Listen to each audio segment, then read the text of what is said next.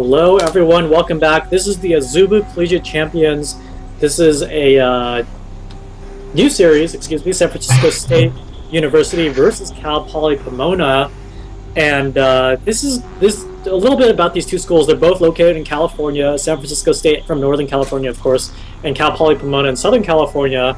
And again, both these schools, we picked them because they have two very active StarCraft 2 teams and two very active StarCraft 2 clubs. I mean, it's really cool to see these clubs get together and really like bond around this game. They just don't play games together. They go out to dinner together. They sleep in classes together. They do homework together. What have you. This is really an awesome little grassroots esports happening at campuses all around the world, actually. So this is game number 1 between Cal Poly Pomona and San Francisco University. Zerg, the Zerg player here, the purple Zerg player, Jib, for San Francisco University, and the green player here, Robin Swan, Terran player for Cal Poly Pomona. Tal'Darim Alter, Shiro, what are your thoughts?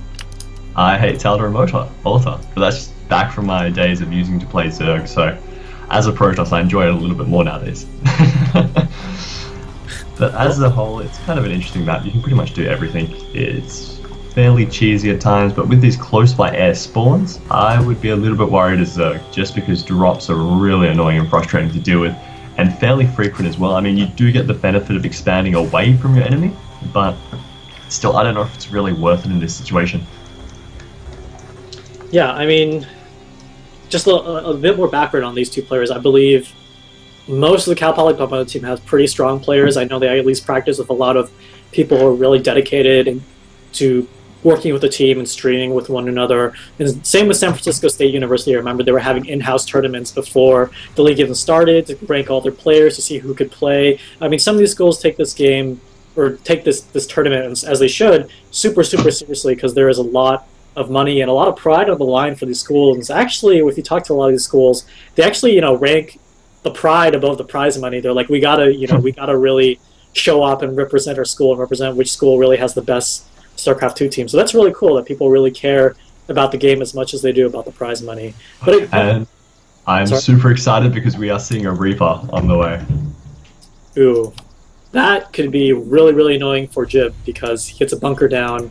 If Robin Swan gets a bunker down at the natural expansion, that's basically a lost hatchery there for the San Francisco State player, Jib. But it looks like it's going to be detected pretty much straight away, so Jib should have some good response to this, should be able to get some vision, maybe start to look into some speedlings, may even throw down that gas, but I think he's a little bit undersaturated at this stage, so may want to just continue saturating up before he does look to do that. Does, however, throw down a spine crawler inside the main, just as that defensive play, but it looks as though the Reaper will hit it just before it gets this, just before it finishes up, so we'll be able to clean that up pretty much for free. Nothing here to really stop him, except maybe 2 drones. 3 drones. No, they're actually backing off. That's good. Yeah, and one thing I'm really going to miss about the Reaper in Heart of the Swarm is those bombs. Like, I don't know if you ever played beta and you try to do like a Reaper strategy and you like try to kill a supply depot and you're like, oh, this is going to be easy, and they just start shooting it with the pistols and like it does no damage. Like, that definitely is a big... I think it makes the Reaper, even though it's a really strong attack, it makes it a really interesting unit to have like the capability of really taking down a structure that fast. But anyway, back to this game. I mean, a really good Reaper opening here, keeping Jib on his toes, and he doesn't opt to put down a bunker earlier in the game, which would have been risky, but it definitely is keeping Jib thinking about any other. Well, I mean, at the same time, Jib has gone for that fast CC. I think he'd expect Robin Swan to stand. Exactly. Yeah. He went for that fast CC pretty much off the back, not going to be going for the Reaper speed. Instead, he's actually researching Stim, so I imagine we'll be seeing some form of a fireball coming through from him in the later stages of the game. To be honest, I'm a little bit surprised. Usually from what I've seen, people tend to like going for combat ship first, but as I say, that Reaper's going to be jumping in and picking up a whole bunch of free drones. Yep. I mean, these 2 Reapers right now, and he actually is going to lose 1. You should really be careful about losing these Reapers because, of course, they take a really long time to build. It's actually a pretty good gas investment for being so early into the game. But he's actually just making, I think, non-stop Reapers at the moment, which is... Oh, no, now he's building his first Marine while getting Stim. So if he actually had those 2 Reapers from earlier, this harassment could be really effective. But at the moment, I think Jib is going to hold on nicely right now because he has 2 Queens at his natural, and now he has a good number of Zerglings. He just needs to make sure that he doesn't engage the Reapers in a very poor fashion.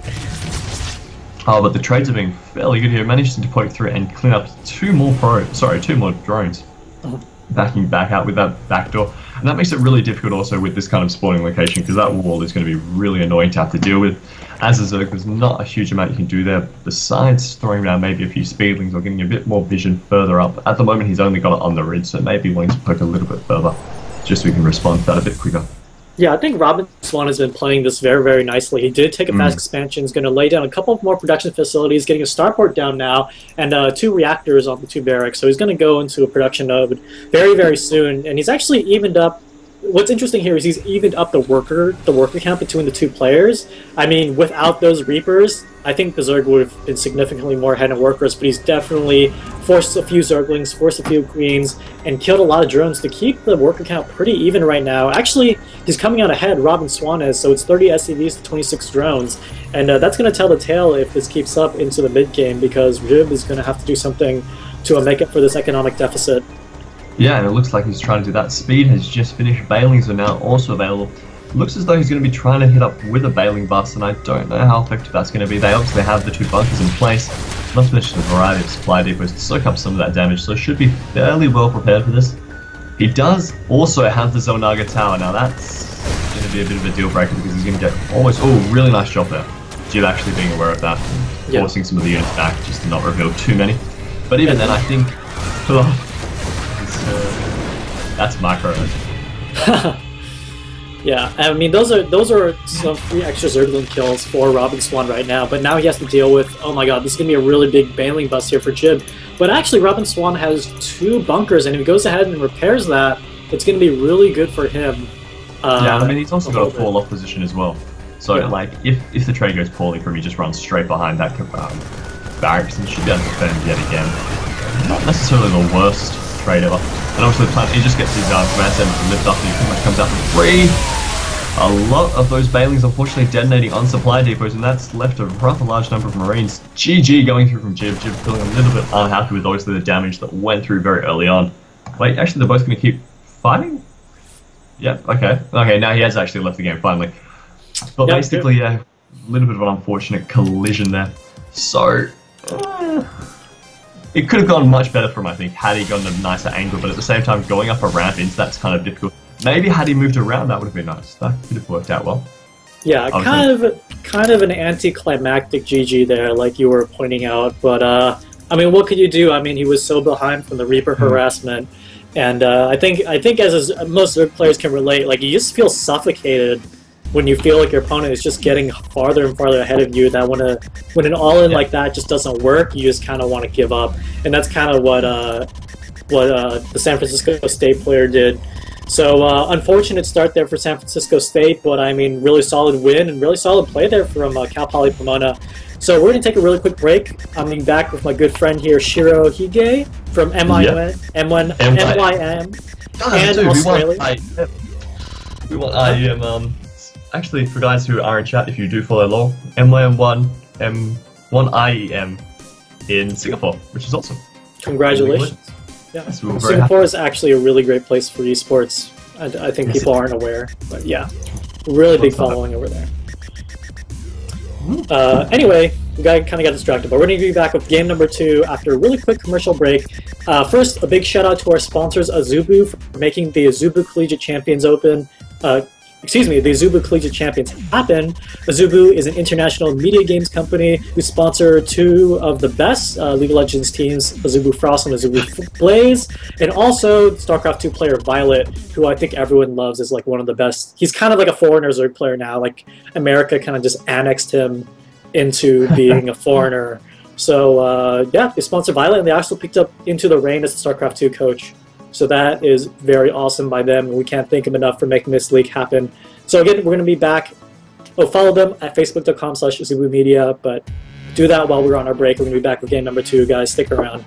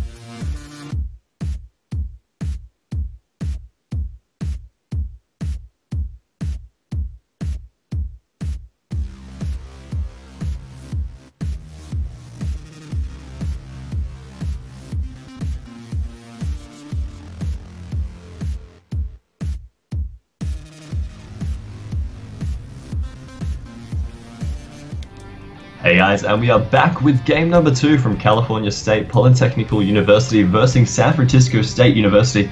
Jeez, that's a mouthful to say. Spawning in the top right position as our blue Terran player, it is going to be Wob Wob.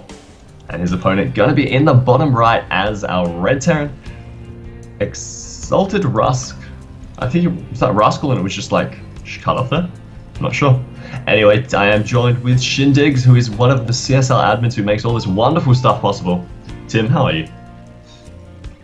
He's been eaten by a crocodile, unfortunately, so we'll just continue this cast without him. Okay, forgot to unmute my mic, but there we go. So I'm actually super excited to watch these two teams play. Exalted, like you said, Exalted Rask for Cal Poly Pomona, who is currently up 1 over San Francisco State University. And Wob Wob, which is a really interesting name there. I mean, just like Mr. Dubstep right there, Wob Wob. Could you like imagine that at the final tournament where he's like the top player? It's like we've got Wob Wob, like Wob Wob. That's a name you can start your professional career with. Anyway, Refinery going down. Looks to be maybe we'll see some form of tech play. I'm kind of. TBT is probably an interesting one, I think, for most people. It kind of has a different positioning status overall. Yeah, I mean, actually, one of my most favorite mirror matchups to watch is Terran vs. Terran, and I think it's because in Wings of Liberty, the Terran races kind of feels more developed than the other races. And that's what Blizzard has kind of said. It's like, you know, we focused on a Terran-based campaign, so the Terran obviously kind of feels more well-rounded. And that kind of makes TVT really interesting to watch, you know, if it's not just, you know, weird standoff between the two. A lot of positional play, almost chess-like, you know, strategical decisions going on here. And seeing the Refinery first from Wob Wob is a very interesting choice. I'm wondering if he's going to go Reapers with that. I have a feeling he's going 1-1-1. I don't know why. That's a really strong feeling he's going 1-1. I'm actually going to try and pick off that SCV, but I imagine there will be a pull. Yep, the second SCV going to come through, throwing down that factory almost straight away. Maybe he'll go for a really fast timing push, or maybe just try and get some medevac straight through. Yeah, and does actually manage to escape with the SCV. If some of you guys are wondering how he managed to do that, if you click on the mineral patch, he actually does have no unit collision, which is really cool. They just like phase through each other, which is really interesting. Alright, and Wob Wob going to go ahead and kill the SCV from Exalted Rask. Wob Wob is just more fun to say than Exalted Rask. I'm just going to put that out there before people say anything. I mean, but Exalted Rask, to his credit, his team is up 1-0 over San Francisco State University's Wob Wob. So, you know, when you play your CSL game, or your Azubu Collegiate Champions game, excuse me, you kind of just have to win your game. You know, it's like each game is a best of 1, so you really just have to like win your game and be like, oh, I did my part. But everyone, of course, you have to rely on everyone else, and everyone's kind of counting on you. So it makes a very interesting kind of like team dynamic and team pressure for you to really perform well. And depending how far ahead you are against your opponent in the series, kind of really affects what plays you go for and what decisions you make in your game. I like this Hellion Marine opener, but it does look like he is got the Tech Lab on Starport, so maybe going for a very fast Banshee and some cloak happening. He is only running it off 1 gas, so maybe a little bit restraint there. 1 Banshee on the way. Well, nice wall of glory, as well as that CC coming down, just finishing itself up inside the natural for Exalted. Exalted playing for a little bit more defensive, not going for as much of an aggressive build at this stage. Yeah, and I think that's definitely a good choice, especially since he's ahead at the moment. I mean, these players just kind of play to what style they know they'll win it for their team. So Exalted Rask is actually doing a pretty good job of just playing it really, really safe. But this aggression here from Wob Wob might actually do quite a bit of damage here, because he could distract him at the front and then pull, you know, swing the Banshee around to the back. I'm wondering where that Banshee is actually at the moment. Oh, there it is. It just kind of popped out. There are no Marines inside his main, so if he does wait for that timing with the Banshee to make it across the field, he's basically got a free mineral line to take out, and if he doesn't kill anything, at least he's going to be denying a ridiculous amount of mining time. Bunker at the front does mean that these guys are going to have to try and make it as a run through to the back, probably try and get behind the mineral line and hold it off there. Fairly good positioning for those Hellions, obviously. Yeah, and I think Wombo actually, without doing any attacks right now, set himself up to be in a fairly good position at the moment. Exalted Rask is just getting two. Oh, no, he's actually getting a starport down along with his factory. Ooh, I think he's Banshee going to Harass begins. Maybe, oh, I think he's actually waiting for him to pull the Marines before he does. That's actually really clever. So you're going to pull the Marines off, poke at these Marines and keep the harassment up, but not going to use this as a window for the frontal assault, which is kind of surprising. Yeah, I mean, that would be really tricky because he would have to swing the Hellions past the bunker. Yeah. Because if he leaves in front of the bunker too long, it basically negates the point of this harassment. But he actually got those SCVs pull off the main line, so that's... Oh, there he goes. So at least now, maybe he was trying to get them to transfer down to the naturals so the Hellions could try and pick them up, but it looks as though the majority of them are... Oh, they're all on the gas. Oh. That's kind of awesome. And that's also really risky, too. Yeah, I mean, had he saw that, he would have been able to pick up about, well, pretty much the entire SCV rank, but the great thing about doing that is it looks like there's only 3 SCVs there, so... Oh, yeah. I imagine he was thinking that they were somewhere scattered inside the main base, because with his APM being as stretched out as it would be, having that Banshee having to be poking around and the like, he doesn't really have too much time to check into too detail as to, you know, whether or not there's more than 3. But now, the Cal Poly Pomona player is actually going to go for Medivacs right now. Yeah, that is a mouthful to say. He is now going to go for Medivacs to reinforce his Marine army at the moment. Well, I'm going to go ahead and reinforce his own army with a few siege tanks. We're starting tank production along with not actually going for Medivacs right away. He does have the starport, but he's just going to transition into Marine tank while Exalted Rask is going to go for the Medivacs to complement his own army. And he actually might go for a drop right now. I'm not sure how I feel about this, but definitely may pay off if he catches Wobob off guard. every time you say Wobob, I just feel as though there just needs to be this burst of dubstep in the background. Yeah. Like if Wobob was a wrestler, his intro music would just be insane dubstep. A Viking to pick up a Marine, something I haven't seen in a while, and a Viking holding onto his own Naga tower. Cool. This is definitely new strats. New meta. This is going to be breaking into the pro scene very shortly. But actually, it's not too bad overall. I mean, he's able to keep that vision, and if he does become under threat, just picks himself up, flies off. So pretty fast there. All right, here we're going to see a drop here from Exalted Rask. I think he's actually going to catch his opponent out of position. Actually, not sure if this drop is going to do too much right now because he did evacuate all the SCVs. And here comes a Banshee. Oh, if he manages to pick off the Banshee, that would be great, but he almost... There he goes. He does actually pick off that Banshee, so he doesn't have to be worried about any Banshee harassment at the moment. But these Marines are as good as dead because that medevac did get picked off. And Exalted Rask at the moment is just going to probably go back to macroing up in his own base. This is kind of like the stage where both players are just building up their unit composition before they just collide it in the middle like some crazy science experiment. Actually, Wobob has gone for a really awesome build. So basically what he's done is, when he finished it off that tech lab, when he finished off the Banshee, he's just switched it straight onto the barracks and now is absolutely churning through the upgrades for his Terran Fireball. He's going to be ridiculously far ahead in terms of upgrades, and he's going to be able to push through and probably should be able to take it out here. I mean, assuming these tanks don't rip through every single Marine.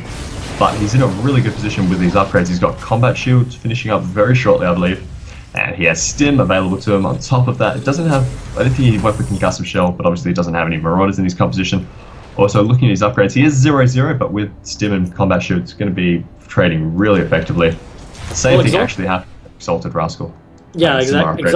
Exalted Rascal here, like you said, he does have the same upgrades as his opponent, but right now, Wobob is going to go ahead and swing around. It's going to swing around to a third that doesn't exist.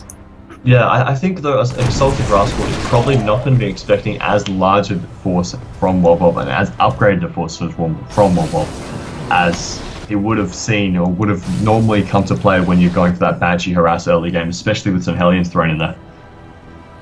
And we're going to see Wobob take his third base right now. He knows his opponent does not have a third, and this is actually pretty smart. He's sieged up at the third base of Exalted Rascal, so if he does try to take his third, he knows when he's taking his third, he's going to deny the third and just keep expanding at his own third base.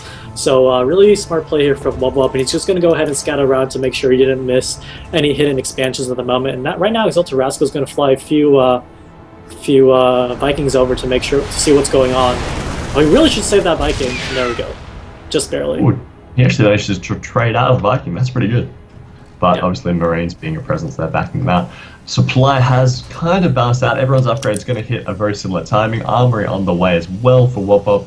At this stage, Exalted Rascal just going to be sticking with that bio ball, but throwing down some more Marines and tanks. I guess Marine tank is a very popular strategy for TVT. It's kind of like a bread and it works in every situation essentially. Yep, it is.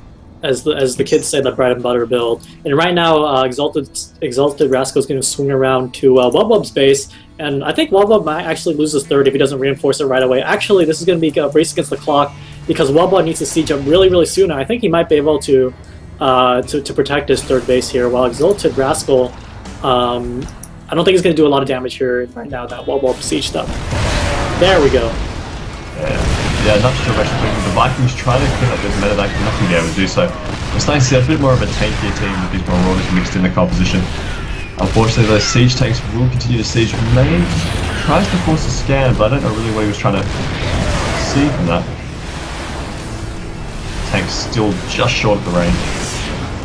Yeah, and Exalted Rascal actually might take this time to expand.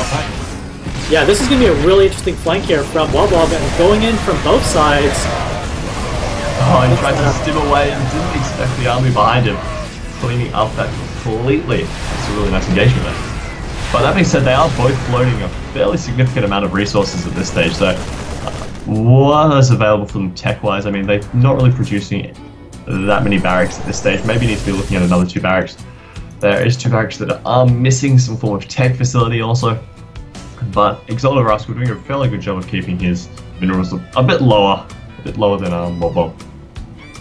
Yeah, so I mean, these two players are pretty much even at the moment. 111 supplied to 128 of Exalted Rascal. Exalted Rascal actually going to choose to get his third orbital command center up, and kneeling up like a madman there at his third command center. While Wubwub is actually going to go for a counterattack. He knows he cleaned up a significant force of Exalted Rascal, but Exalted Rascal actually takes a supply lead, so I think Wubwub's going to be surprised at how much stuff Exalted Rascal actually has. Yeah, I mean, Exalted Rascal actually getting a little bit of vision there, throwing in those 3 Marines. Did take damage to one of them basically died, but came out fairly well overall, to be honest.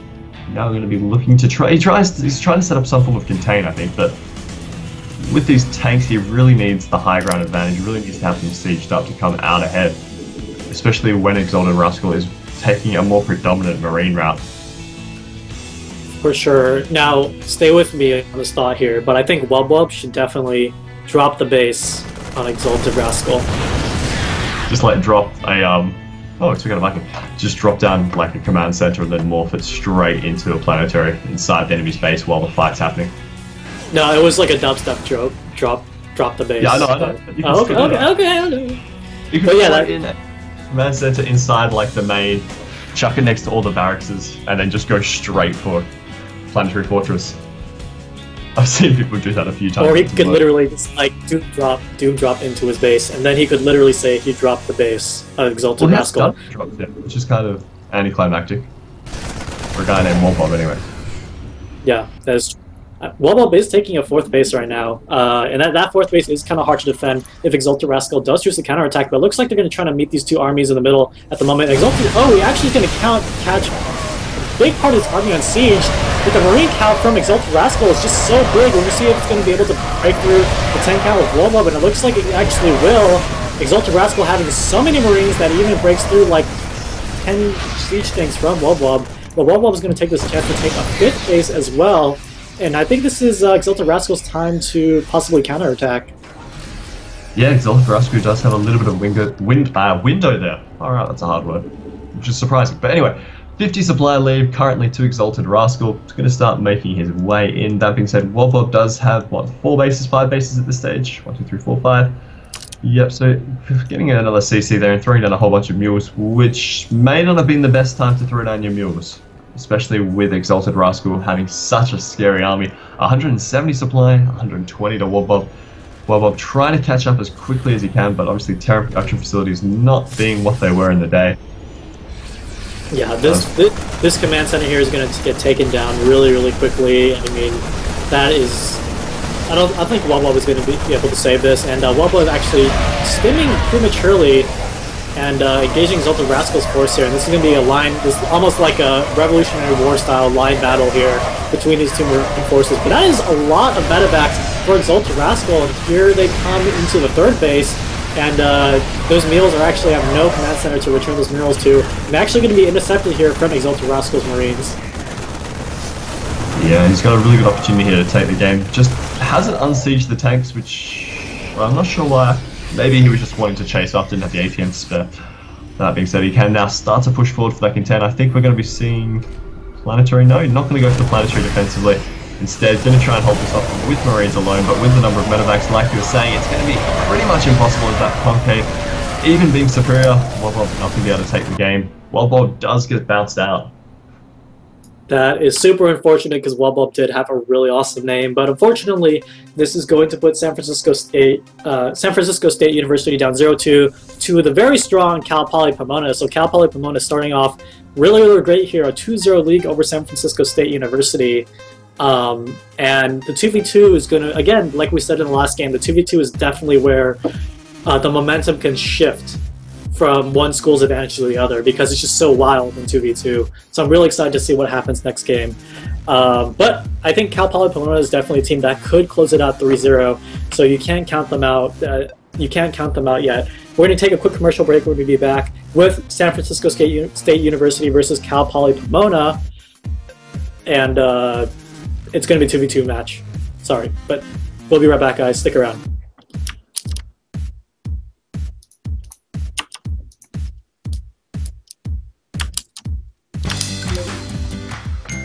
Enjoy the best entertainment and your personal content, all from one box.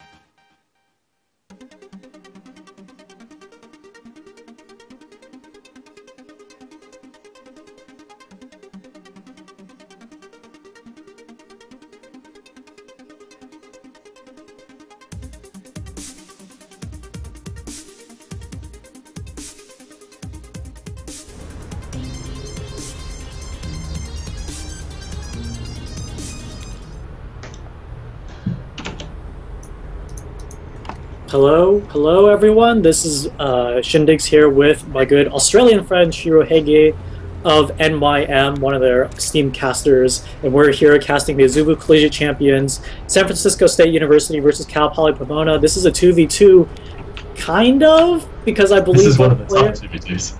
Yeah, one player is missing from, I believe, Cal Poly Pomona, so they, you know, he must have slept in So, you know, some students sleep in a lecture, others sleep in through lectures, some students sleep through StarCraft 2 games. So I guess that's what happened. That's kind of what happened here, but we're going to have to just cast this replay as a normal 2v2 because Genova is flying solo here for Cal Poly Pomona versus the two players for San Francisco State University, Magic and Sin Vortex. So we're going to have to see if Genova can actually win this as Terran. Which I want to put it past him. I would. It's going to be really hard, because especially early on, he just straight off that, he can't go for like fast expansions. He's basically 400 minerals down, plus half APM. That's essentially what he's fighting. It's going to be really difficult. He would have to make something ridiculously crazy. But he is Terran, and the other team has no Terran player. So he could trade effectively in this game. Yeah. I'd like, there is no effective trade for not having a teammate. But at the same time, like, I get where you're coming from. That being said, Magic and like Sin Vortex, if they really wanted to, they should have just rushed him with just probes and drones. No man, Terran can wall. It's scary, man. Terran, I mean, he could wall. I'm pretty sure they could make it up there in time. Straight off the bat, running up there. Well, I mean, I'm a bit disappointed because I was really excited to see a really awesome 2v2 match like we saw in the Wilfrid Laurier versus University of Waterloo. That was an awesome 2v2 match. This might be an awesome 2v2 match, but for a completely different reason, as we're going to try to see Genova almost do like a Fun Day Monday style. Can I win a 1 versus 2 against two players who are really trying to kill me? Day 9's next Fun Day Monday. When you start a 2v2 and the other player leaves. Yeah. Do 1v2s on the ladder. Oh yeah, 1v2s. Yeah, exactly. So, I mean, right now Cal Poly Pomona is up 2-0, so they kind of have a leeway to throw a game, but it could be really bad if Cal Poly Pomona lost 3-2, because definitely like that one player could have been to help kind of let it down for the team. But we're just going to have to see right now. I mean, it's interesting to see what strategy that San Francisco State University is going to try to pull out to overwhelm Genova. I mean, there is just not much you can say. His building units would overwhelm him. Yeah. I mean, like, maybe Genova could build, like, a planetary fortress at his natural. He would need it to, that's the sad thing. Oh, man. He's actually, like, overall he's playing fairly solid. He's going for pretty much a mech build. You kill SCV. Oh, sorry, chat does actually come up for us. Unfortunately, you guys won't be able to see it. He is going through and scouting with a lot of overlords, which you can pretty much freely do, considering base play. 3 more gates coming in. Looks like it's going to be the famous Protoss 4 gate, which none of us have ever seen before on ladder, which is good to see. Vortex at the same time, going for a spawning pool. Has gone for the fast expand, probably looking at speedlings there. So they are looking to end this quickly, not without something crazy to happen. With some crazy advantage. Yeah, for sure. I mean, this is we're just gonna be watching a 4-gate here. We're gonna watch like a textbook 4-gate right now, and the only thing that's gonna be different is that there's gonna be another guy who's his partner to follow up if the 4-gate does not work. So imagine if you could 4-gate and reinforce the Zerglings. That's essentially what we're gonna watch. That's essentially what we're gonna watch right now. Maybe he should have just walled off the planetary fortress. That would have been entertaining. Yeah, and right now Magic here coming up to end Genova and take the first win for San Francisco State University. So San Francisco State University actually is actually looking pretty good this game to take at least 1 game off Cal Poly Pomona. And this is looking pretty grim. GG from Genova. Yeah. 6 Stalkers would do that to you. Especially when you've gone fast CC, unfortunately. Like, there was really nothing he could do to come out of that with a major advantage. Yeah, and sorry guys, I accidentally mislabeled, but again, Genova was playing for Cal Poly Pomona. That was not reflected in the overlay. So we're gonna be. So I mean, there's not much to really say about that game. I mean, we could theory craft how you could 1v2 as Terran. Obviously, the most difficult part about that 1v2 situation is just the start, or start and very end. There's opportunities to kind of catch up, and unless you can pull something crazy to actually deny one of your opponents, or at least take a good defensive trading position. It's really difficult as Terran, I would say. I'd say it's probably easier as Zerg. Yeah. I mean, I kind of feel like, did you ever watch that Day 9 Daily where Day 9's like, he was playing, it was like a Hardest War in beta, and he was playing as Protoss versus Terran, when Warhounds were still in the game. And basically all his opponent did was build Warhounds. And he was like, I want to figure this out, like, you know, how can I beat my opponent if he only has Warhounds? And let's just imagine the Warhounds are staying in the game. That's kind of like what we're trying to theory craft here, is like, how could Genova win literally in an unwinnable situation? And, I mean, it's just super unfortunate for him, but that's the way it goes. There's a few games I have seen where the opponent has gone Mass Archon. And most people are like, oh, Mass Archon, not really that great, not really that viable.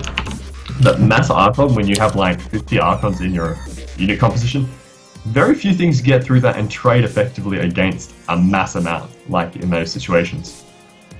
Yeah. But, that being said, I think we're going to have a break, are we, Tim? Yeah, we're going to take a really quick commercial break right now.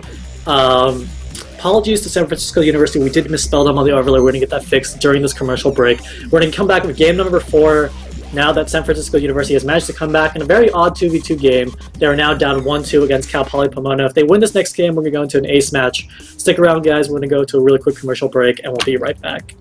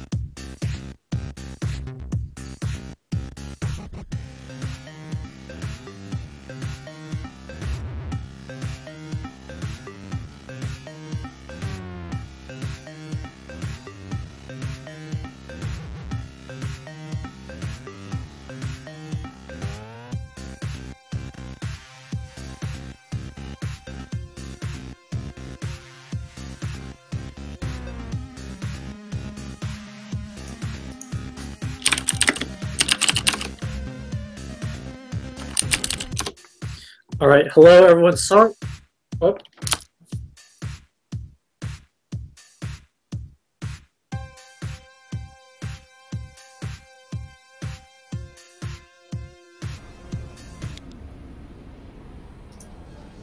All right, hello everyone. This is the Azubu Collegiate Champions match between San Francisco State University and Cal Poly Pomona. And sorry about the really big delay there. We were just trying to get the overlays correct to really represent both schools who, are really playing their hearts out for us in this match between these two schools. So right now, San Francisco State University is down 1-2, getting that one game in a really odd 2v2 where the Cal Poly Pomona 2v2 partner did not show up, and Cal Poly Pomona is still up 2-1 over their opponent, San Francisco State University. Spido here is actually a pretty solid player from Cal Poly Pomona, so if there's anyone who can close it out, it probably will be him, but Sam Skeleton, aka Odysseus, has been a very active coordinator and a very active player for San Francisco State University. He's spawning here as the orange Protoss. And this guy has been practicing so hard with his team to really represent San Francisco State University this season that I think he's definitely going to be a good match for Spido here. I think we're going to see a really cool game between these two. I'm still laughing. Someone made a really awesome joke in chat. I'm still trying to get over that. But anyway, just going through it. Pro trying to get a pull, but no drone's going to go chasing him just yet. Trying to mess around a little bit with that micro. Try and mess up the fact that he's trying to obviously position these drones to be 2 on each mineral patch, which is really frustrating to deal with, especially when you have a probe in there trying to poke around and do kind of annoying things. At the same time, Overlord's going to get the scout pretty much straight away. Good positioning on that. We'll see the fact that there is no wall off inside the main and should be fairly comfortable to take that expansion for Spido at least. Yeah, and I wanted to note something. I totally forgot what I was gonna say. Trying to think about it, and it is lost forever. So anyway, sorry. Going back into this game. Oh no! What I wanted to mention. Well, the San Francisco State University mascot is like the most badass mascot. Yeah. It's like an alligator who's like doing a haters gotta hate, like strut. If people would just like Google San Francisco State, University Gator, you'll see this gator with just like the most like badass like stroll, as he just like does not, he gives zero Fs, if you will. And I think that attitude really reflects in San Francisco State University's play, as they are down 1-2, but they do not give any Fs because they're going to try to win this game and bring it to an ace match. Try to think of an animal that starts with F so I could troll you, but unfortunately not going to be the case. Looks as though he will be trying to go for the fast 3-base play coming off the back of this Protoss fast forward expansion. There's not really much you can do with it. It's a really narrow choke, so just going to be taking his own economic build, I imagine, for Spido, unless he's going to try for that 7-minute roach push, but it is approaching it very quickly. He doesn't yet have a gas or a roach warren, so pretty unlikely. They're pretty unlikely indeed. Now, this is Metropolis, this is a PvZ. I think statistically, when we watch CSL games on this map, like just specifically Azubu Collegiate Champion games on this map, Zerg usually comes out on top. It's just like the part of the league, like this is not a statement about balance overall, but just like Zerg statistically usually comes out on top on this map in our league.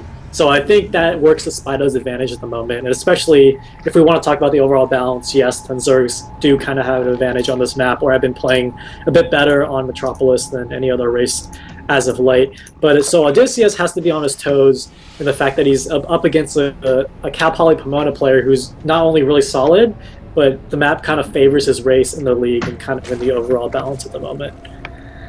One thing I would potentially like to say, I know we saw it last week, was the drop.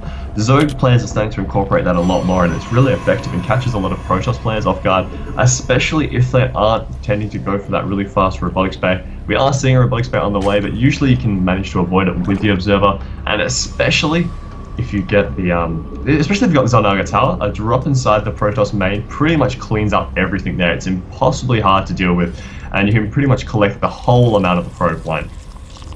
Yeah, I mean, that's a really good point to make. I mean, there are just so many points of entry to the Protoss base. I mean, not only can they knock down the rocks at the third base, the natural expansion. They can also drop.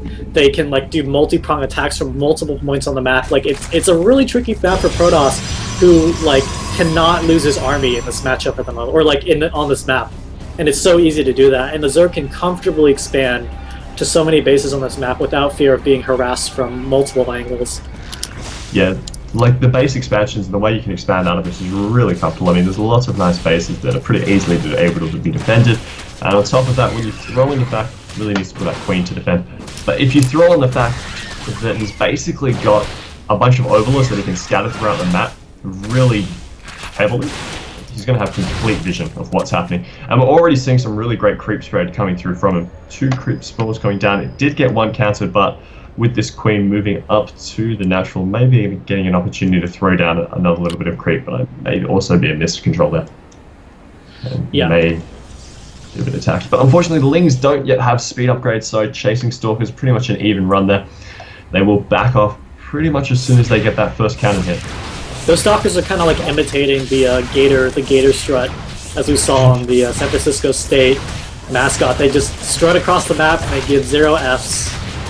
And going back to the base, and actually might not even... Oh, he's going to lose 1 Stalker, but these Lings are not going to break through. He's actually losing a good amount of Zerglings here. Spidal should definitely back up. Yeah, it's kind of... It's really difficult to break through Stalkers, especially when you've got 2 Stalkers, and then the wall, in the way that Odysseus is designed it, is really ingenious, because you can basically fall back onto an indefinite number of units for a really long period of time, and defend that base really strong. Yeah, and we're going to take a look at the third base of Spido at the moment. Odysseus actually made a Warp Prism, is now warping in a lot of units, a lot of Zealots actually, into the third of Spido, and Spido might actually lose this third hatchery here. And this is kind of similar to what Grubby did in IEM Singapore, you know, this really quick third base harassment with the Warp Prism, sometimes a pylon with just a ton of these Zealots. And right now the third base has gone down for Spido, and this is just like a really tough position for a Spido to come back from, because he really should have not lost that third base. That's going to give his opponent such a huge advantage at the moment. He does have queens and roaches, and that's going to force Odysseus to pick up with his Warp Prism and leave. But that's a pretty good advantage from Odysseus right now. He must be feeling pretty good. Yeah, I think at this stage, Spider's really got 2 choices. Either he looks to go for a double expansion, or he tries to go for an all-in or timing attack at this stage, just with how much he's being denied by losing that third. He is banking around 700 resources, and he could potentially do some decent harass at the third of Odysseus if he chooses to go down there. So that's still an opportunity here. Has got the Overseer inside the main base, though. That's going to be a big win for him there. Able to detect pretty much the entire tape tree of Odysseus now. But is that Overseer worth almost losing your queen in the main base? Spido does manage to save his queen and save the Warp Prism, but he's actually... Odysseus is actually keeping Spido on his toes quite well. He's actually expanding to his third base and not even fearing a Roachling counterattack here. Yeah, he's continuing to keep that pressure with that Warp, and we can see it carving around. Now, going back to what I think is the third, so probably going to go try and do a bit of a Zealot drop, maybe even checking to make sure that there isn't that fourth that we were talking about a bit earlier. Yep. Yeah, he is going to check for the fourth, not see that it's there, but he's going to have to defend his third base very, very soon. This force for Odysseus at his own third looks very, very scrappy at the moment. I think he has to get pretty significant force fields here to hold it off. But actually, I retract that. Spido's just counterattacking with Zerglings, and I think Odysseus will be able to clean this up very easily. Yeah, that's going to force Spido to pull back. I think losing that third base really, really hurts Spido for the moment, because Odysseus is actually pretty close to him in supply, and he has taken the third base, while Spido is just remade his and is now transferring drones. Yeah, I'm curious as to what the transition is. It looks like Spido is starting to go for that infestation pit. So probably looking to go maybe those tier 3 units and just hang on and invest this for a little bit. But at the same time, the engagement has happened down at the south, and he's poking through, just managed to get a cancel on one of the Warlingian gateways. We haven't yet seen Odysseus use the drop prism, which is surprising. Oh, a nice force field. We'll catch 2 of these roaches. Unfortunately, unable to catch the third, and actually going to slow him down a little bit as he tries to make that engagement. Odysseus is behind on supply by about 30, so yeah, we are going to be having to see some really cost-effective trades coming through from him. Otherwise, it's going to snowball very quickly out of control. I mean, right now he's dropping the third with Zealot, so he didn't kill off a number of drones. He might even kill off the queen. He also suffered a Zergling run by from Spido, and Spido is actually getting a really good surround on the sentries and the Immortal. But right now that surrounding force is going to get surrounded by Odysseus' Stalkers, so That's going to clean up that Roach Force very, very well. Right now with Spido, I mean, he's lost a significant amount of units. I think he really needs to pull back and regroup his forces. He can't afford just wasting units like this. And I think that 4th base for Spido is actually going to go down from that Warp Prism. Odysseus is currently 1-0-1 in terms of upgrades against the Zerg 0-0, so a little bit of a frustrating position from the Beer. Beautiful 4th base will deny that as they try and poke through onto the 4th and at least deny the opportunity for it to come into effect. Spido trying to make it up onto the high ground and hold off on the ramp, but a beautiful force field will make that pretty much impossible as they push forward. And the reinforcing warping of Zealots is easily going to take this 4th out. And I imagine with the army separated, they may even look to go to the 3rd. Yeah, I mean, we've been talking about cost-effective trades the entire game, and the one thing Spido has not been doing is trading effectively. Like, usually as Zerg, you just want to overwhelm your Protoss opponent with just a plethora of Roaches and Zerglings. But right now, I mean, Odysseus has been really smart about his engagements, really smart about his harassment, and he's been managed to split up Spido's forces multiple times, time again and again. And now with that Warp Prism, he's going to get a really scary death ball right at the 3rd base of Spido, and he's cleaning up all these Roaches really, really well. But he's going to get surrounded really soon, but I think he's able to hold this off. He still has a lot of sentries and 1 Immortal left. Yeah, I mean, the biggest issue is as you can see, this like income is snowballing out of control. He just doesn't have the lava to be producing from it. The Queens are being harassed so regularly. If you look inside the macro does have lava obviously spawned on top, but it's not going to be proccing anytime soon. So he is going to lose the 3rd for sure, and may have enough units to hold off at this natural for a little while, but looks as though he will try and make the challenge coming through. These Lings and Roaches are definitely not going to be enough to clean up the massive army that Odysseus has managed to put together. Yeah, I mean, Odysseus basically sealed the deal once again by taking out the 3rd for like the 2nd time this game with that Warp. And that Warp Prism is still alive. It's been alive since the first time he harassed the 3rd, so he's making really, really good use of the Warp Prism right now. He's going to just continually reinforce this Death Ball here. That's a lot of sentries he's adding into his composition, and this is going to be really, really key for him in this engagement. One of the biggest issues is he's not really able to he's not really able to produce anything besides Lings. His gas is extremely low, so he's not able to reinforce his attack, but it's getting force fielded off and pretty much chopping up all those Roaches.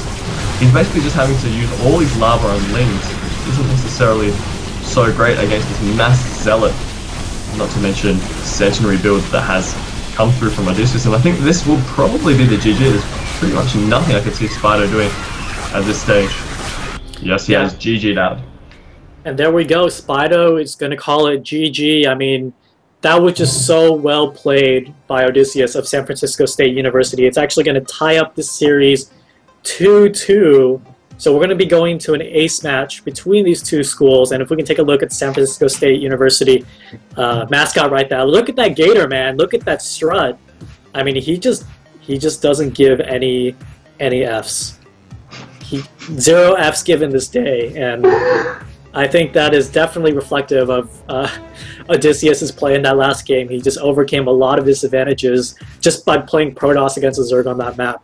But we're going to go into the ace match right now. Huge shout-outs to our sponsors, Azubu Media, the international games company, who sponsors Azubu Blaze, Azubu Frost, two really popular League of Legends teams internationally, and also Azubu Violet, a very awesome StarCraft 2 Zerg player, very popular in the Foreigner scene as well.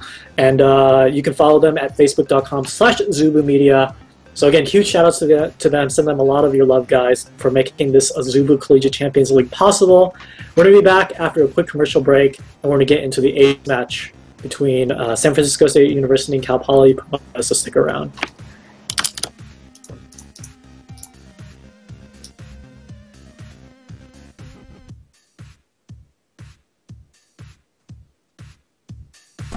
Scary grown-up thoughts have shriveled this guy.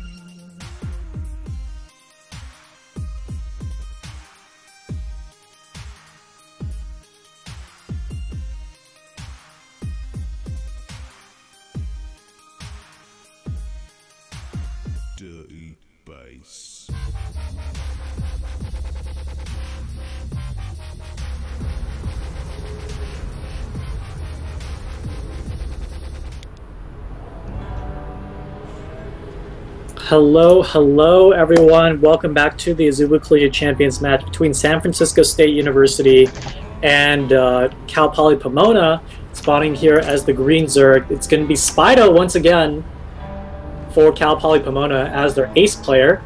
Definitely a good pick there. I definitely agree with that pick. And everyone's favorite Terran player from San Francisco State University, Wub.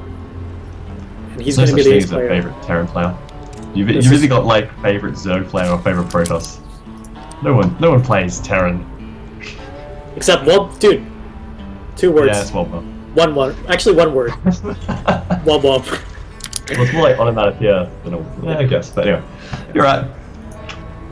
Does go for that wall off against Zerg, so playing a little bit more defensively than we saw last game, where he went for that 1-1-1. Yep, for sure. Sorry. Spido just gonna run a fairly standard game. Looks like hasn't yet gone for a fast fast spawning pool. So nothing too cheesy coming out of him. Yeah, let's talk about the ace match dynamic really quickly. So in the Azubu Collegiate Champions format, if you guys ever watched Brood War Pro League, the format is exactly the same. And if you haven't, it's basically like set 1 is a 1v1, a best of 1. Set 2 is a 1v1, a best of 1. Set 3, set 4, all 1v1, or 2v2s, then 1v1 best of 1s. The ace match is special because it is a 1v1 best of 1, but either team does not know the opponent ahead of time, so they cannot prepare for the opponent ahead of time. So these players are actually picked on the spot during match day. So these 2 players literally just have to play their best and hope they win it for their whole school. And a lot is on the line here. Not only do they have to win the game, they have to kind of win the entire series for their schools. So schools really send out the best players here at the ace match to really showcase the best of the best players here. And that's a lot of pressure for these up-and-coming players from these schools. But we're really proud at the Azubu Collegiate Champions to really be the ones to kind of carry on the traditional Pro League format here, because it's something that's kind of gone away with the hybrid Pro League format, and most team leagues either do kind of an all-kill format or a best-of-3 format. But we really feel the Pro League format, really exemplifies a lot of cool team play elements that can emerge out of StarCraft 2. But back to this game, Shiro, your thoughts? We got a really quick hatchery here from Spido, or standard quick hatchery here from Spido, and Wub doing a really standard 1-Rex expand. I don't know, this used to be a map that you could go as Terran and basically throw down a fast bunker. In an aggressive position, you could bunker rush your opponent, and that used to be really popular from time, but now I think it's favoured much more the longer macro games. At the same time, the players are also wanting to try and avoid having to deal with late game Zergs just because their death ball is really ridiculous. So it's kind of a mixed bag. It's kind of like, in the past we've seen aggressive Terran play, but Terran probably looking to try and end this very quickly, or more quickly so than allowing it to get to that late game scenario with excessive amounts of investors. Yeah, I mean, especially on Daybreak, like you mentioned, it's just so tricky to play against Zerg on this map at this moment in the game. So really excited to see what Wub does. I'm really hoping he drops the base. Like, that would just make my night. I don't care if he wins or loses. He literally drops the base of Spido. I can keep making that pun, and everyone's happy. Yeah, okay. I don't know. Maybe it's an Australian thing. I don't get it. Anyway. Okay, I'll explain later. Wub on the way with Reactor. That being said, Spido has gone for the extra queen, which is a really nice choice. I really like the fact that he's getting excessive amounts of queens. It's just so he can go through, do a really nice creep spread. He was trying to do that last game, did get a little bit denied, obviously, with the pressure happening at third. And I wonder if Wub's actually going to try and take a leaf out of Odyssey's book there and play with that really aggressive, what would you say? I mean, really aggressive base denial and try and pressure on the third as much as he can as soon as that reses up. And props. Yeah, I mean, Wub, like you said, Wub just has to make something happen in the early, or kind of like the early game or like early mid game, because you let Zerg get on too many bases on this map, they can really get a really scary late game army, and it's really hard to engage them like in the middle of the map once that happens. Getting some really good scouting, Spido getting some really good scouting there from Wub. Doesn't see too much, but managed to sneak an Overlord into Wub's space before it is taken out. Wub actually can go, I think he's going to go for Banshees at the moment. He did get a Tech Lab on his starport. It's kind of, okay, the Banshees I don't think are going to be super effective given two things. One, there's an excessively large amount of queens. There's, what, 5 queens currently on the field. He's also going for Evo Chamber, so probably going to be playing defensively, and Bailings as well. So going for those level tier 2 kind of units, so a mixture of Bailings, throwing in maybe some Roaches and Infestors, I imagine, is when he's probably looking to push out. At the same time, with this many queens, he's going to be able to defend Banshees and Hellion Harass pretty well, especially with the creep spread that he's currently having, which is just starting to get a bit on the side of ridiculous. Yeah, I mean, right now, Spido's already abusing his advantage he has on Daybreak. He's going to face a couple Hellions at the third base, but now that Wobble knows that the third base is now up, he might choose to be really aggressive at that location. But right now, he's doing a couple Hellion run-bys. He's going to have to try to get as many drones as possible because, like you said, that is a disgusting amount of queens. Queens managing to surround Hellions, that's something you don't see every day. But given how many queens Spido actually has, it's quite insane what Wobble has to deal with at the moment. Yeah, Spido's really impressively just taken 20 supply lead. He's a little bit supply blocked at the moment. But the next hatch has come up. We're starting to see the move for Bob to go over there and do some pressure. Try and roast some drones.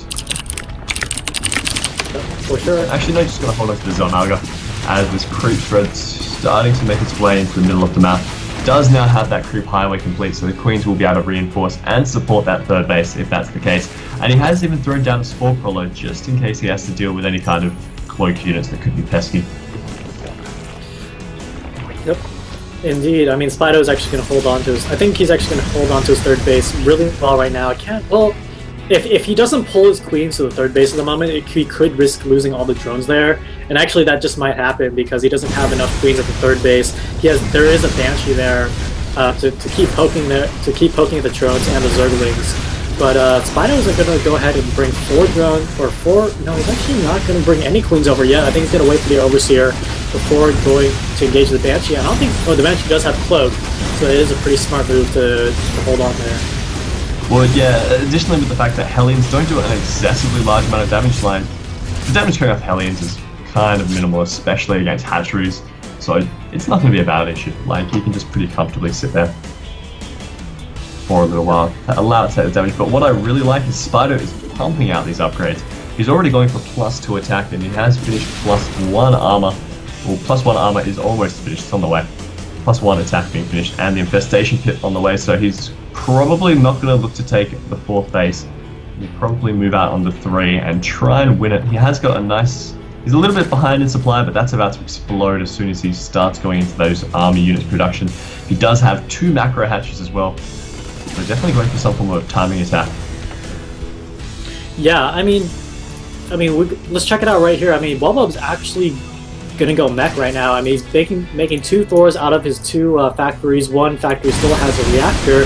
He hasn't taken his 3rd yet, but he doesn't really need to because his production is doing fairly well. He actually is just moving out his command center to take a 3rd at the moment. But 2 Thors for Wub as he looks to transition into mech, and he's actually gonna go for the double armory as well. He's going for a 4th as well down at the south, so maybe cool. He's expecting the 3rd to be taken out, or maybe he's just wanting to try and get a sneaky base. I don't know if he can really afford to be spending so much money, so much resources on SCVs though at this stage, especially having to bring them out across the map and throwing down mules and the like. When we're starting to see the Spido gear up for a sizable army, he is a little bit supply blocked again, but that'll subside in a moment. And that army is starting to get fairly scary. I imagine these are just going to be predominantly Bailings, but the mech play out of Wob may be enough to actually soak up this damage. They should be fast enough to avoid them, I would feel. Yeah, I would definitely agree. I mean, all Spido has at the moment, Spido is going Infestor, but that can, as good as Infestors are, if the mech army gets too big, they just don't fare that well depending on the engagement. But Wob at the moment is doing a really good job keeping this Banshee Hellion composition up to really counter whatever Spido. If Spido chooses to move out, it's not going to be too good for him against the Banshee Hellion composition. Yeah, I would like to see Wob invest in a Raven though, just to clean up some of that creep, but it looks as though the Lings may be able to get us around here on a few of these. Yes, he does actually manage to pick up at least 2, 3, 4. Does collect 4 of those Hellions. They're backing out. No blue flame finished just yet on the way, but their transfusion is not going to be enough to collect up all these Banshees here. Banshees do a fair amount of damage. Unfortunately, the Queen's not able to get those transfusions off. quickly as they needed to. Yeah, I mean, Blue Flame definitely would have helped in that situation, but looking back at Wubwub's base, he's got a good number of Thors, 4 Thors, and they're almost at 2-2 at the moment. I mean, this is actually going to be a really scary, very scary 2-2 mech army coming out for Wubwub here, and he also has 4 bases. I mean, this hidden 4th base that's now a Planetary Fortress has not been, I don't think it's been scouted by Spido. Let me check. Yeah, oops, wrong vision. Yeah, it has not been scouted by Spido, and that could be very, very bad for Spido, because obviously letting your opponent have a free base is never a good idea, especially if he's going mech. Well, look, I mean, fortunately enough for Spider, the base hasn't kicked in just yet. It's going to start kicking in very shortly, though. Probably on the back of this attack. So if he does choose the counter, he should have a fairly sizable army. He is starting to produce the tank siege mode, so may need to wait for that, just given the fact that we're seeing a pretty good build from Spider with this many speedlings, so he's going to be able to pretty much surround the Hellions. Not to mention the Thors and do some decent damage to them if he can get some great positioning. Ooh, beautiful Fungus on an SCV line will collect that entire group of about 15, and that's going to be interesting because Spider's just seen that, and now he's going to realize, hey, look, something's a bit sus. Now picks up the fact that there is this 4th base, which is really good for Spider. Yeah, but he can't really do anything about the 4th base unless he commits a huge chunk of his army to attack. And if he does that, he does leave his base and even his army very vulnerable to a counterattack. But Spido is maxed, almost. Oh, yeah, you're right. Actually, I wasn't paying attention, but Spido is maxed at 196, 195 supply. And, I don't know, it doesn't feel like he's maxed. I mean, I'm going to take a look at his worker count. It's not too high. I mean, I think his army's just spread out at the moment, and that can be really bad news if any part of this army gets caught out of position. Yeah, this tier 2 army is kind of... It's difficult to deal with as a whole, but the Fungus obviously giving vision will be very nice to take out that final Banshee. So I'm just kind of curious as to if he's going to try and engage the 3rd or take out the 4th first. Because in terms of the 4th, I think he's still in range for that Planetary Fortress, even with the Roaches. No, he's going to go for the 4th. Yeah, he goes for the 4th. Let's just see how it turns out. That's the Terrans a lot. But it didn't get caught, and I'm surprised we didn't see the Terran start to move and start to set up a little bit of contain. Maybe even set up some of those siege tanks in the background that were potentially taking up a whole bunch of these infestors. I mean, I'm trying to take a look at Wubwub's production right now, and to be fair, like, if his entire mech army gets cleaned up, there's no way that Wubwub could re-max as fast as a Zerg player. But he's definitely making his army count at the moment. Even with those Fungos, these Thors are 2-2 upgraded, even the Roaches are only 1-2. So the Thor is going to make really, really short work of this Zerg army, and Spido kind of just throwing away his Roaches here. He has to pull back. Banshee is doing a lot of work on the Roaches as well, and the Wubwub's Thors are actually just going to power through this. I think Spido definitely needs to transition to Broodlords at the moment. Whether or not he actually can, it seems like that's the only way he can kind of come back in this game, because these Thors are just too strong. These Thors are just too strong. And if Wubwub just keeps this up, he's going to probably win this for San Francisco State. Wubwub was kind of... He was not wanting to really engage that last fight too much. He wanted to wait for that 3-3 to finish up. Also, his 3 attacks to finish up and then followed up with the 2 shields. 2 shields finished, 3 attacks didn't go in just yet, so he wasn't as strong a position as he wanted to. Looks like he's going to maybe lose some units at his 3rd. No badge. He's going to pulling this one up pretty comfortably and starting to make a move out with that all-Thor army.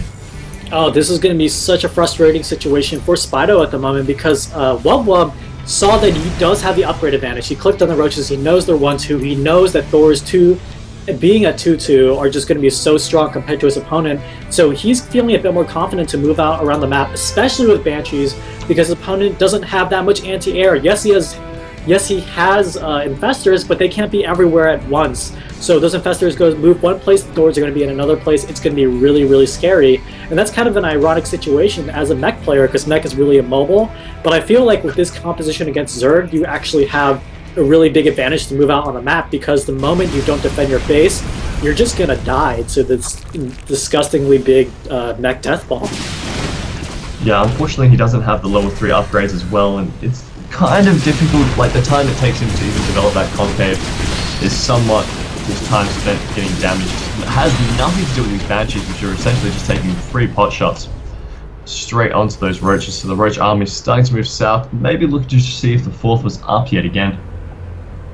Yeah, I mean, he's trying to take, oh my god, losing another Infestor for free, but he's really trying to get as many bases as possible, and oh my god, I don't think these Roaches are going to make it out of this engagement alive. I think Spido's going to lose all these Roaches, and he does have a really good bank, so he can remax. Actually, yeah, that's exactly what he's trying to do. I think he's just trying to go in there, trade effectively, and then just essentially remax. He has so many macro hatches, so much lava available to him. So maybe he's looking to do a tech switch. He is producing like 22 Roaches or something ridiculous at this stage.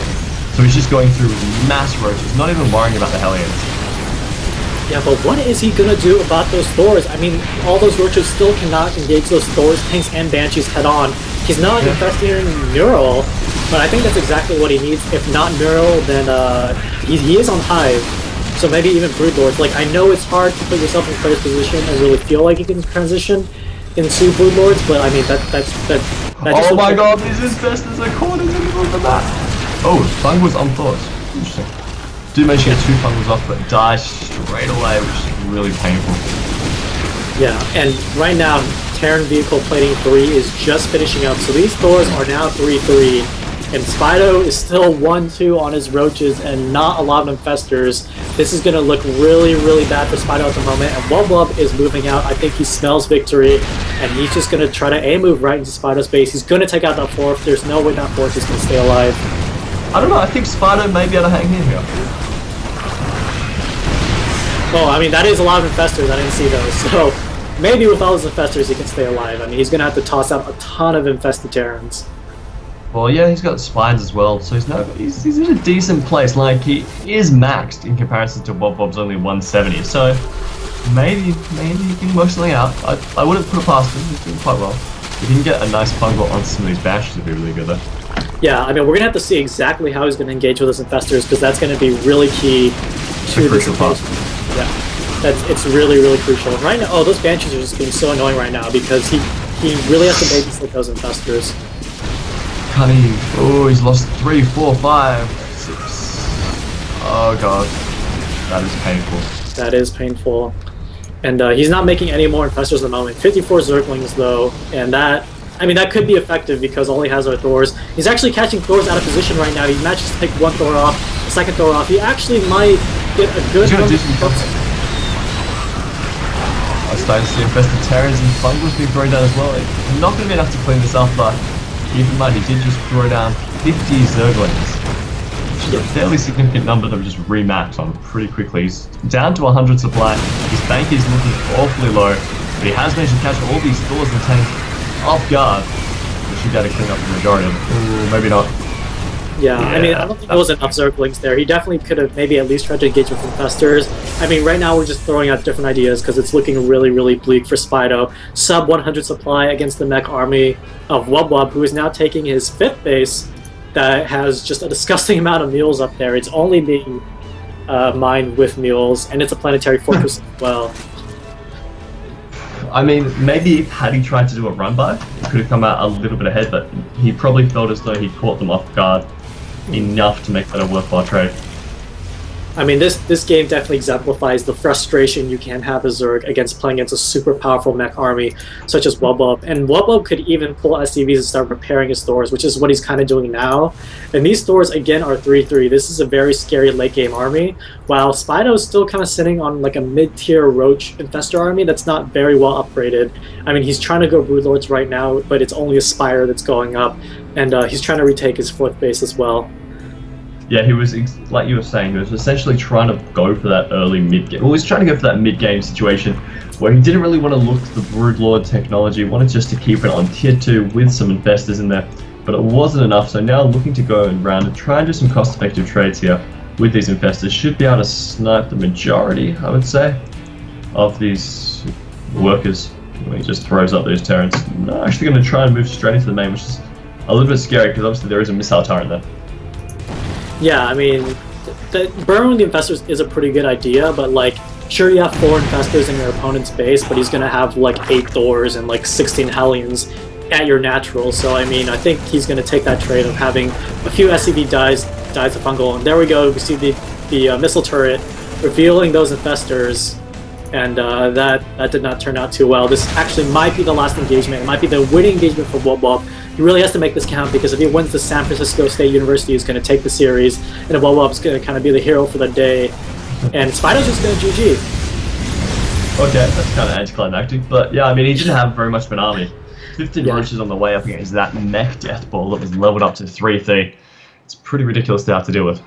Yeah, unfortunately, no big final gross engagement there, but huge congratulations to the San Francisco State University for being undefeated in the group stages so far. We have a few more games that they have to play, but they are looking really, really solid this season. I think all that practice is really paying off for them. Huge props to Wub and Spido showing us a really great game in Game 5 there. So we're going to come back and wrap it up after this break. This is the Azubu Collegiate Champions, so guys, stick around.